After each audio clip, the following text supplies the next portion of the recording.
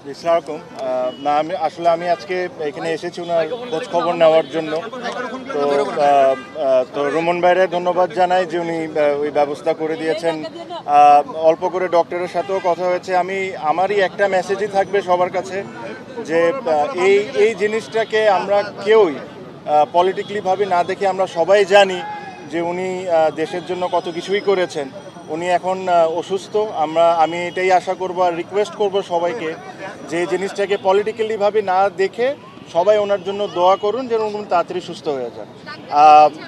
এই একই কথাই বলেছেন যে দেখেন আমরা সবাই জানি যে ওনার অবস্থাটা যেরকম আমরা চাই সবাই যত দ্রুত ভালো হয়ে যাক, ওই অবস্থায় নাই উনি এখন, বাট স্লাইটলি অথবা ইমপ্রুভ করছেন। আমি নিজেও যখন অসুস্থ হয়েছিলাম ওনার পরিবারের সবাই আমাকে দেখতে এসেছিলেন। আমার যতটুকু কমফর্ট করা সম্ভব ওনার পরিবার থেকে আমাকে ওই সাহায্যটা ওনারা করেছিলেন। তো আমার কাছে মনে হয় যেটা আমার দায়িত্ব ছিল, প্লাস আমি অনেক দিন ধরেই চাচ্ছিলাম যে এসে ওনাকে একবার দেখে যাই। আপনারা জানেন যে দেখা হওয়াটা সম্ভব না বিকজ উনি সিসিওতে আছেন, বাট ওনার পরিবারের অনেকের সাথে দেখা হয়েছে। সো আমি আমার সালাম আর আমার উইশেস নাকি জানিয়েছি।